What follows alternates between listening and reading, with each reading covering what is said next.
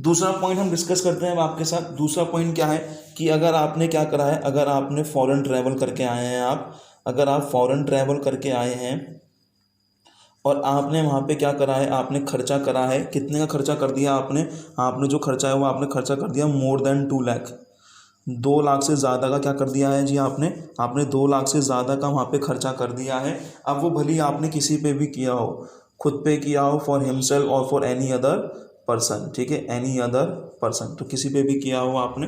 अगर आप foreign travel करके आए हो और वहाँ पे आपने क्या करा है, एक्सपेंडिचर करा है वहाँ पे कितने का, 2 लाख से ज़्यादा का, तो जी आपको भी रिटर्न फाइल करना क्या है, कंपलसरी है। दूसरी बात क्या कह रहे हैं हम, दूसरी बात हम ये कह रहे हैं कि अगर आपका इलेक्ट्रिसिटी एक्सपेंस जो है, अगर आपका इलेक्ट्रिसिटी एक्सपेंस जो है वो क्या है, 1 लाख से ज़्यादा है पूरे साल भर का, ठीक है। अगर आपने क्या करा है, अगर आपका बिजली का बिल जो है ऑब्वियसली अगर 1 लाख से ज़्यादा का आया है, ठीक है, तो आपको क्या करना है, आपको रिटर्न फाइल करने की ज़रूरत है। और फोर्थ पॉइंट यहाँ पे बोला गया है कि एनी अदर कंडीशन जो कि क्या करी जाएगी, जो सरकार के द्वारा बाद में प्रिस्क्राइब कर दी जाएगी, एज मे बी प्रिस्क्राइब। तो ये भी जो चीज़ आई है आपकी, ये इस बार क्या है, आपका अमेंडमेंट है, ठीक है जी।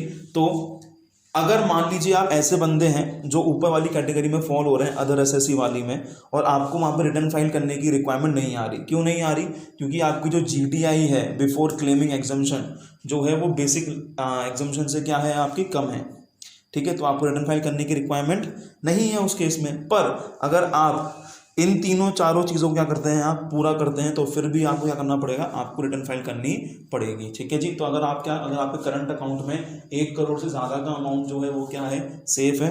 दूसरा, आपने फॉरेन ट्रैवल एक्सपेंडिचर करा है 2 लाख का, खुद पे या अपने किसी फैमिली मेम्बर पे या किसी भी बंदे पे। और तीसरा, अगर आपका इलेक्ट्रिसिटी बिल जो है वो क्या है, ज़्यादा है 1 लाख से, ठीक है, महीने का हो कैसा भी हो कोई फर्क नहीं पड़ता इसमें। और any condition as may be prescribe, वो कंडीशन जो सरकार के द्वारा कुछ समय बाद आपको बता दी जाएगी, ठीक है। तो ये सारी कंडीशंस जो हैं अगर आप फुलफिल करते हैं तो आपको, कोई सी भी एक भी अगर आप फुलफिल करते हैं तो आपको रिटर्न फाइल करना क्या है, कंपलसरी है, ठीक है जी। दूसरी हम बात करते हैं क्या, दूसरी हम बात करेंगे, तो इसके लिए आपको कुछ चीज़ समझनी है और वो क्या है, ये चलो मैं थोड़ा आपको एक चीज़ बता दूं। हमने आपको एक टॉपिक पढ़ाया था रेसिडेंशियल स्टेटस, ठीक है, हमने आपको एक टॉपिक पढ़ाया था रेसिडेंशियल स्टेटस। वहाँ पे हमने आपको लोगों को 3 कैटेगरी में बंटवाया था।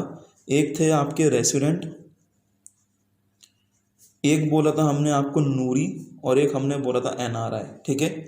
मैं आपको थोड़ा बता दूं, रेसिडेंट को हम क्या बोलते हैं, रेसिडेंट को हम ऐसे भी बोलते हैं, रेसिडेंट एंड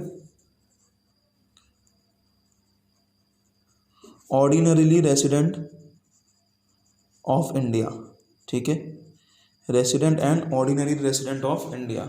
अगर हम बात करें इनकी, तो इनको हम क्या बोलते हैं, इनको हम बोलते हैं resident but not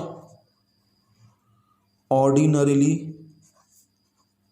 resident of India, ठीक है जी, resident but not ordinarily resident of India, ठीक है जी, इनको हम ये बोलते हैं। और नूरी तो एनआरआई तो आपके होते ही कौन है, ये होते ही आपके कौन, नॉन रेसिडेंट इंडिया, ठीक है ना, ये तो नॉन रेसिडेंट होते ही हैं आपके, NRI non resident of India, ठीक है जी।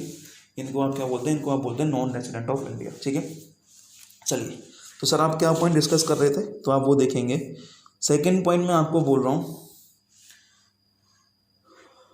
अगर हम बात करें यहाँ पे कोई बंदा है रेसिडेंट, कौन है वो है रेसिडेंट, कौन सा वाला, ये वाला, resident and ordinary resident of India, resident and ordinary resident of India, ठीक है। इसके 2 केस चेक करने हैं आपको।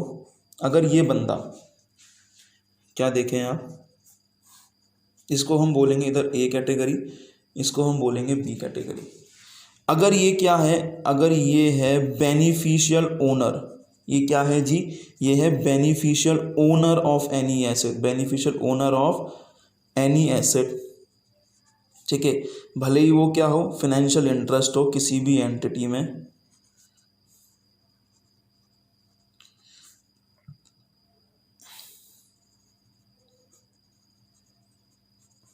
कहाँ पर है वो है लोकेटेड आउटसाइड इंडिया। कहने का मतलब क्या है, अगर किसी रेसिडेंट की, मान लीजिए मेरी कोई प्रॉपर्टी बाहर है out of India, out of India मतलब मेरी कोई दुबई में मेरी कोई प्रॉपर्टी है, ठीक है, तो वो अगर मेरी बाहर प्रॉपर्टी है मेरी, ठीक है, और या फिर ये चीज़, या फिर क्या है, मेरी क्या है वहाँ पे बाहर साइनिंग अथॉरिटी है, मेरी क्या है साइनिंग अथॉरिटी है in any account, in any account outside India. मान लीजिए मेरा कोई अकाउंट है आउटसाइड इंडिया में और वहाँ पे क्या है मेरी साइनिंग अथॉरिटी है, मतलब मुझे साइन करना होता है, मेरा अकाउंट है बाहर, ठीक है ना, किसी बैंक वगैरह में मेरा अकाउंट है, तो भाई मेरे लिए क्या हो जाएगा, मेरे लिए कंपलसरी है कि मुझे रिटर्न फाइल करनी ही है, ठीक है, मेरे लिए क्या है, मेरे लिए कंपलसरी है कि मुझे जो है वो रिटर्न फाइल करनी ही है, ठीक है जी। बेनिफिशियल ओनर का मतलब बताता हूँ मैं आपको क्या होता है। बेनिफिशियल ओनर का मतलब होता है जो मालिक है, जो किसी एसेट का क्या है मालिक है, उसके ऊपर करे जाने वाले सारे खर्चे कौन कर रहा है, वो बंदा कर रहा है, तो वो क्या है कहलाया जाएगा, वो कहलाया जाएगा बेनिफिशियल ओनर। मान लीजिए आपका घर है, तो आपका घर पे आपको अगर कुछ भी काम करवाना है तो उस पर खर्चा कौन करेगा, आप लोग ही करेंगे, तो भाई अगर खर्चा आप लोग कर रहे हैं तो आप लोग कौन कहलाए हैं, आप लोग हैं उसके बेनिफिशियल ओनर हैं, ठीक है। तो सिंपल सी बात बोली गई है, अगर किसी रेसिडेंट की, ठीक है ना, अगर किसी रेसिडेंट की प्रॉपर्टी है, कहाँ पर प्रॉपर्टी है जी, आउटसाइड इंडिया, अगर उसकी प्रॉपर्टी है और वो क्या है उसका बेनिफिशियल ओनर है, तो उसको जो है क्या करवाना पड़ेगा, रिटर्न फाइल करना ही पड़ेगा। यहाँ पे हमने एक वर्ड यूज़ करा including financial interest in any entity. इसका मतलब क्या, अगर फॉरेन में किसी एंटिटी में आपका क्या है प्रॉफिट शेयरिंग रेशो है, या फिर आपने किसी में क्या कर रखा है इन्वेस्टमेंट वगैरह कर रखा है, तो उसको हम क्या बोलते हैं, उसको हम बोलते हैं फाइनेंशियल इंटरेस्ट, ठीक है। तो उस केस में भी क्या करना पड़ेगा आपको जी, आपको जो है रिटर्न फाइल करनी पड़ेगी, ठीक है। अब बी कैटेगरी कौन है, बी कैटेगरी में आता है बेनिफिशियरी। कौन आया यहाँ पे, यहाँ पे आया beneficiary of any asset, beneficiary of any asset. इसमें भी वही वाली बात है, including financial interest, beneficiary of any asset including financial interest located outside India. अब बेनिफिशियरी का मतलब क्या होता है, बेनिफिशियरी का मतलब होता है जी एसेट किसी और की है पर मज़े आप लोग ले रहे हो, ठीक है, एसेट किसी और की है पर मज़े आप लोग ले रहे हो। तो अगर एसेट किसी और की और मज़े आप लोग ले रहे हो तो उस केस में उसको हम क्या बोलेंगे, बेनिफिशियरी बोलेंगे, ठीक है जी।